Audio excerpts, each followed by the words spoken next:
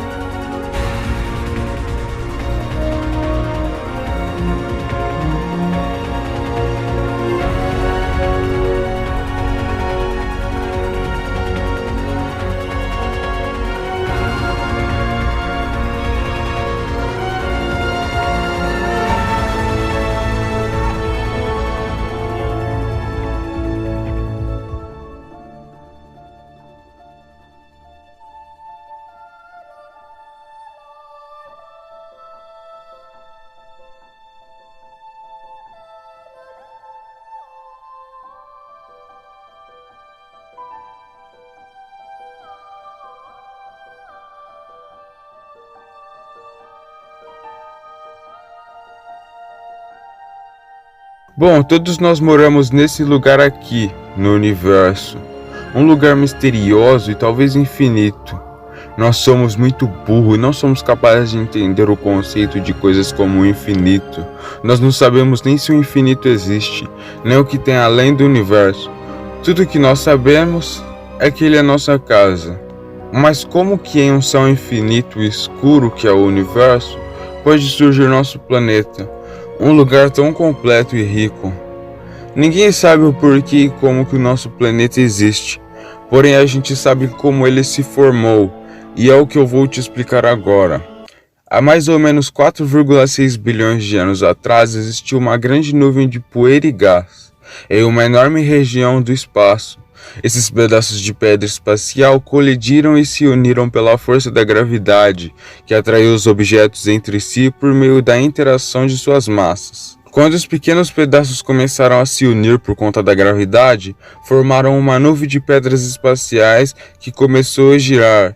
Nesse processo, o material mais denso foi ficando no centro da nuvem e o restante foi jogado para a periferia. A grande quantidade de matéria que ficou no centro originou o Sol, e a matéria que foi jogada para a periferia formou os anéis. Cada anel deu origem a um planeta. Resumindo, o planeta Terra, como os outros planetas do Sistema Solar, se formou a partir de pedaços de rochas que sobraram após a formação do Sol, graças à ação da força da gravidade. Ela foi fundamental para a formação do universo e continua sendo muito importante para a transformação dele, a origem da vida. Tá bom, Zoom, beleza. Mas como que surgiu vida nesse nosso planeta? Bom, esse é fácil, mas lembre-se, são teorias, não tem respostas para como surgiu a vida, nem onde começou ou quem criou a vida. Porém, há teorias que nós seres humanos criamos e, de acordo com alguns fatores, nós acreditamos nessas teorias. De acordo com o cristianismo, todos os seres vivos surgiram na Terra por meio de uma criação divina. Segundo essa ideia, Deus criou todos os seres vivos, incluindo os seres humanos, como está relatado na Bíblia. Essa ideia de origem da vida é uma das mais antigas e até hoje aceita por muitos fiéis em torno de todo o mundo. Panspermia. Panspermia é uma hipótese que afirma que a vida no planeta pode ter sido iniciada com base em partículas da vida que chegaram à Terra através do espaço. De acordo com o filósofo grego Anaxágoras, existiam sementes da vida em todo o universo. Desse modo, A vida não pode ter sido originada aqui, e sim chegado ao planeta depois. Essa ideia criou força no século XVIII, quando os químicos Thénard e Berzelius descobriram compostos orgânicos em atmosfera de um meteorito.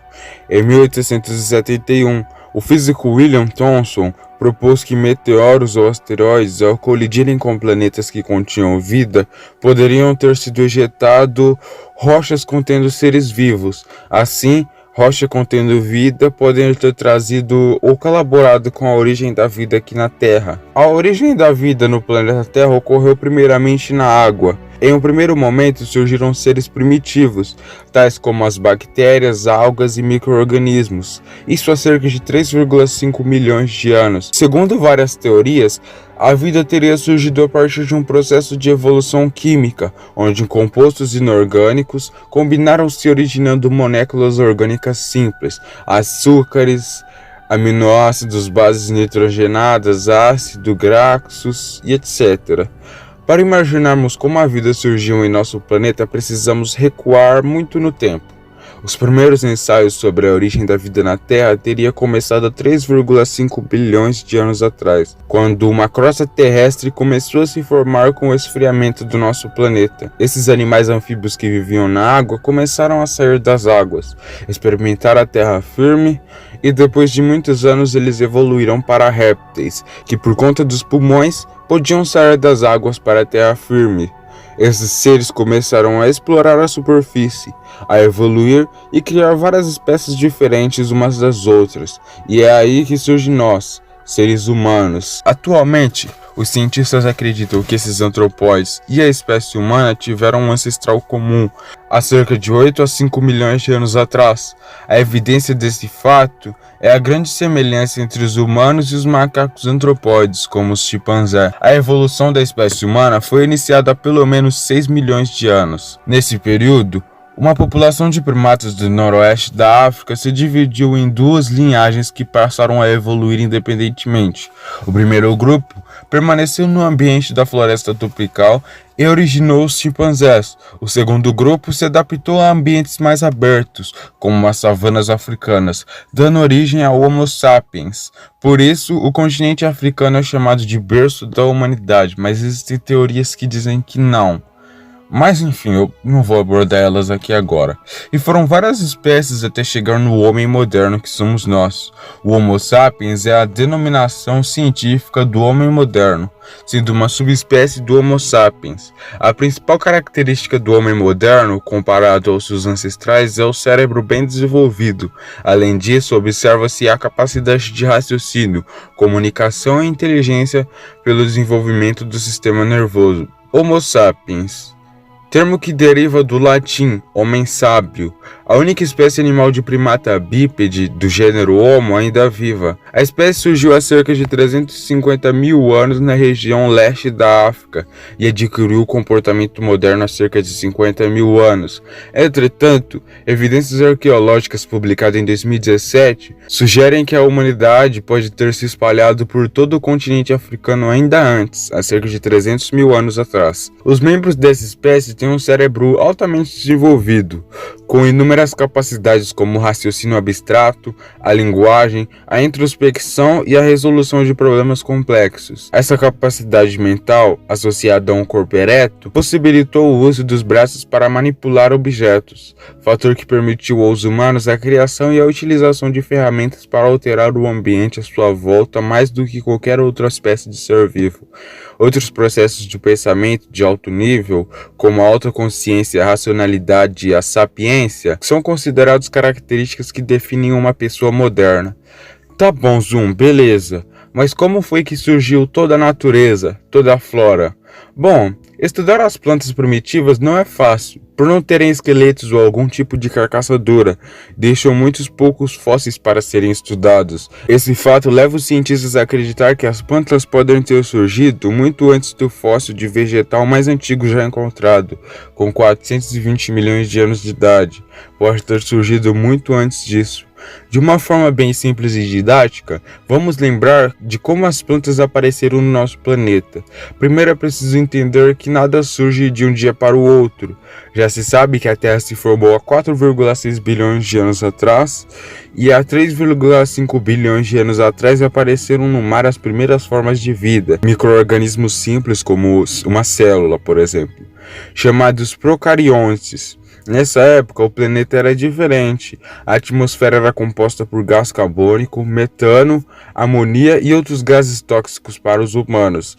Entre 2,5 bilhões de anos atrás e 544 milhões de anos atrás, formaram-se na água micro-organismos mais complexos, como os eucariontes. Alguns começaram a fazer fotossíntese, reação química pela qual a maioria das plantas obtém energia, originando as algas. Nesse processo, retira-se o gás carbônico do ar e desenvolve o oxigênio. E foi assim que o ar mudou, ficando com mais oxigênio. Por volta de 470 milhões de anos atrás, surgiram algas capazes de sobreviver por algum tempo em ambientes terrestres. Segundo especialistas, esses organismos que faziam fotossíntese viviam em mares calmos. Por causa das mudanças das marés, passaram parte do seu tempo submerso e a outra em um local seco, adaptando-se ao meio terrestre. Esse tipo de água originou os musgos, grupo de plantas que costumam ser baixinhas e recobrir pedras e solos em áreas úmidas. Milhões de anos depois, surgiu o grupo das samambaias e mais tarde dos pinheiros. Como você pode ver em um jardim pré-histórico, saibam quais são as plantas mais antigas da Terra que usamos como ornamentais, mas nenhum deles tinha flores. Calcula-se que elas apareceram há cerca de 140 milhões de anos atrás. A partir daí, as plantas começaram a se evoluir, até se tornar a nossa bela e incrível natureza. Todas as árvores, todas as plantas e toda essa maravilha que a gente conhece e chama de natureza. Tá, mas e as outras espécies de vida? Bom, foi do mesmo lugar que o ser humano surgiu. Durante bilhões de anos, criaturas unicelulares tinham o planeta só para si, flutuando pelos oceanos solitárias. Alguns micro-organismos tentaram arranjos multicelulares, formando pequenas sequências ou filamentos celulares. Mas esses empreendimentos tiveram obstáculos. A célula única governava a Terra. A seguir, mais de 3 bilhões de anos após o surgimento dos micróbios, a vida começou a ficar mais complexa. As espécies se organizaram em estruturas tridimensionais, elas começaram a dividir o trabalho de vida e assim alguns tecidos ficaram encarregados da locomoção pelos arredores enquanto outros dirigiam. Elas desenvolveram novas formas para que as células se comunicassem e compartilhassem recursos. Essas criaturas multicelulares complexas foram os primeiros animais e eles foram um grande sucesso. Logo depois, cerca de 540 milhões de anos atrás, a vida animal entrou e eclodiu, se diversificando em caleidoscópio, de forma que se conhece como a explosão Cambriana II. Protótipos para cada plano de forma animal rapidamente emergiram. Dos coracóis marinhos às estrelas do mar, de insetos a crustáceos. Todo animal que viveu desde então tem sido uma variação de um desses temas que surgiram durante esse período. Os cientistas já sabiam que os escorpiões estavam entre os primeiros animais a ocupar a terra firme, provavelmente do período siluriano, da época paleozoica. Como foi que surgiram as estrelas? As estrelas nasceram nas nebulosas, que são imensas nuvens de gás compostas basicamente de hidrogênio e hélio, os elementos mais comuns do universo. Pode haver regiões da nebulosa com maior concentração de gases. Nessas regiões, a força gravitacional é maior, o que faz com que ela comece a se contrair quando um gás se contrai. Ela esquenta, note por exemplo que ao encher um pneu de bicicleta, a bomba fica quente porque o ar foi comprimido. Por isso, a temperatura desses gases vai aumentando. A temperatura final vai depender do tamanho dessa região mais densa. Zoom. Os animais evoluíram.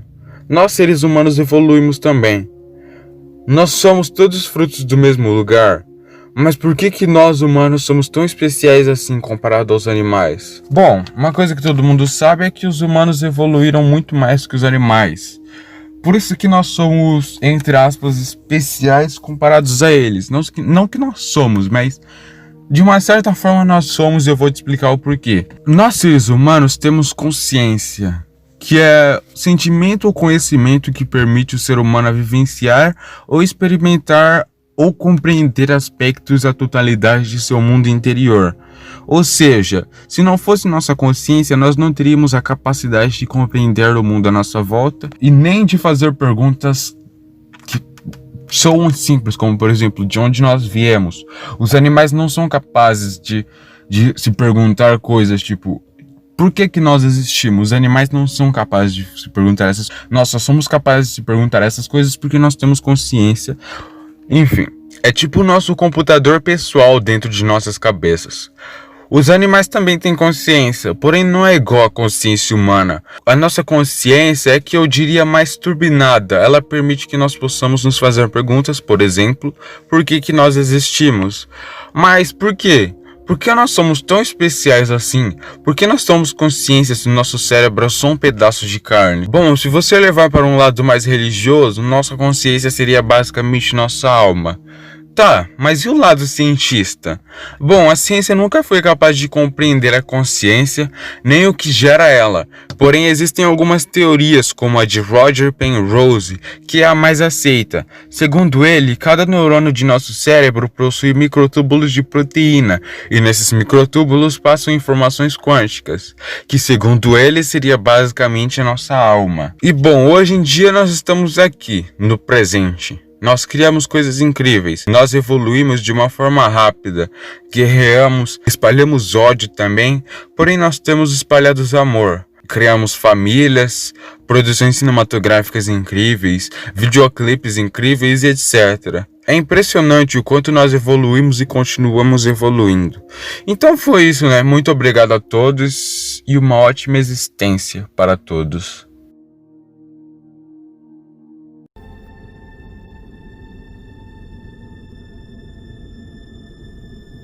É ali. É a nossa casa. Somos nós. Ali estão todos que você amou. Todos que conheceu, de quem já ouviu falar. Todos os seres humanos que já existiram, que vivem ou viveram suas vidas ali. O conjunto de nossas alegrias e sofrimentos. As inúmeras religiões, ideologias e doutrinas econômicas. Todos os caçadores e saqueadores, heróis e covardes, criadores e destruidores de civilizações, reis e camponeses, jovens casais apaixonados, pais e mães, todas as crianças esperançosas, inventores e exploradores, professores de moral, políticos corruptos, celebridades, líderes supremos, todos os santos e pecadores da história de nossa espécie viveram aqui, num grão de poeira suspenso num raio de sol. A Terra é um palco muito pequeno em uma imensa arena cósmica. Pense nos rios de sangue derramados por todos os generais e imperadores para que, na glória do triunfo, pudessem ser os senhores momentâneos de uma fração desse ponto. Pense nas crueldades infinitas cometidas pelos habitantes de um canto desse pixel contra os habitantes quase indistintos de algum outro canto, em seus frequentes conflitos, sua ânsia de recíproca destruição, seus ódios ardentes. Nossas atitudes, nossa pretensa importância, a ilusão de que temos uma posição privilegiada no universo, tudo é posto em dúvida por esse ponto de luz pálida. O nosso planeta é um pontinho solitário na grande escuridão cósmica que nos envolve. Em nossa obscuridade, em meio a toda essa imensidão, não há nenhum indício de que, de algum outro modo, virá algum socorro que nos salve de nós mesmos. A Terra é, até agora, o único mundo conhecido que abriga a vida. Não há nenhum outro lugar, ao menos no futuro próximo, para onde nossa espécie possa migrar. Visitar, sim. Habitar, ainda não. Goste-se ou não, no momento, a Terra é o nosso posto. Já se disse que a astronomia é uma experiência que forma o caráter e ensina humildade. Talvez não exista melhor comprovação da loucura das vaidades humanas do que esta distante imagem. Para mim, ela sublinha a responsabilidade de nos relacionarmos mais bondosamente uns com os outros e de preservarmos e amarmos o pálido ponto azul, o único lar que conhecemos.